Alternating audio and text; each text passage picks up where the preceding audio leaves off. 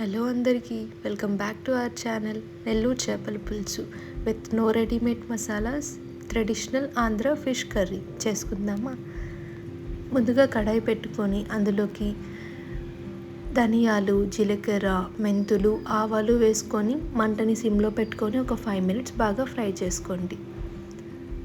ఇది కొంచెం colour change అయ్యే వరకు ఫ్రై చేసుకొని మిక్సర్ జార్లోకి తీసుకొని ఫైన్గా పౌడర్ చేసుకొని పక్కన పెట్టేసుకోండి. ఇప్పుడు అదే కడాయిలోకి ఆయిల్ వేసుకోండి. ఆయిల్ కొంచెం ఎక్కువగానే పడుతుంది. ఇప్పుడు ఆవాలు, జీలకర్ర, మెంతులు వేసుకొని కొంచెం ఫ్రై అవ్వగానే ఇందులోకి ఆనియన్స్ కూడా వేసేసుకోండి. ఇప్పుడు ఆనియన్స్ అనేది లైట్గా గోల్డెన్ బ్రౌన్ కలర్ వచ్చాక ఇందులోకి కరివేపాకు అండ్ టొమాటో పీసెస్ కూడా వేసుకొని పచ్చిమిర్చి కూడా వేసుకొని మూత పెట్టుకొని కొంచెం ఫ్రై చేసుకోండి.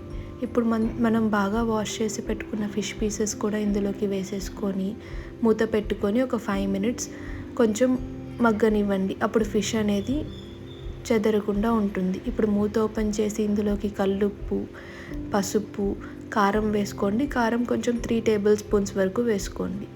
ఇలా వేసుకున్నప్పుడు మనం మళ్ళీ గరిట పెట్టకుండా వీడియోలో చూపించినట్టుగా మిక్స్ చేసుకోండి. ఇప్పుడు మనం నానబెట్టుకున్న చింతపండులో కూడా వాటర్ వేసుకుంటూ ఇలా గుజ్జుని మొత్తం వేరు చేసి నీళ్ళని ఫిష్ కర్రీ మీద పోసుకోండి. ఫిష్ మునిగేంత వరకు మనం చింతపండు రసం అనేది వేసుకోవాలి. ఇప్పుడు లైట్గా ఇలా కదిలించి కారం అనేది మొత్తం కర్రీలోకి వెళ్ళేలాగా చూసుకొని కొత్తిమీర పైన చల్లుకొని మూత పెట్టుకొని ఒక 5 to 10 minutes మళ్ళీ మీడియంలో పెట్టి కుక్ చేసుకోండి. ఇప్పుడు ఈలోపు మనం మామిడికాయలు కూడా చిన్న ముక్కలుగా కట్ చేసుకొని పక్కన పెట్టుకుందాం. ఇప్పుడు ఇది కొంచెం టేస్ట్ చూసుకొని మామిడికాయ పీసెస్ని కూడా యాడ్ చేసేసుకోండి.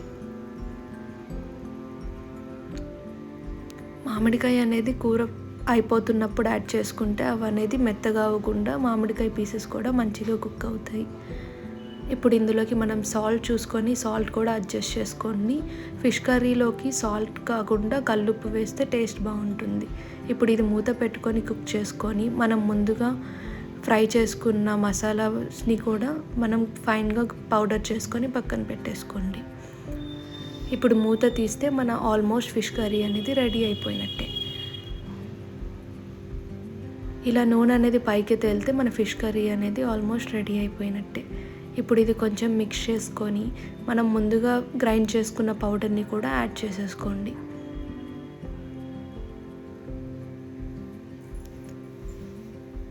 ఇప్పుడు ఇలా వీడియోలో చూపించినట్టుగా గరిటె పెట్టకుండా మిక్స్ చేసుకొని మూత పెట్టుకొని కుక్ చేసుకున్నామంటే మన ఫిష్ కర్రీ రెడీ.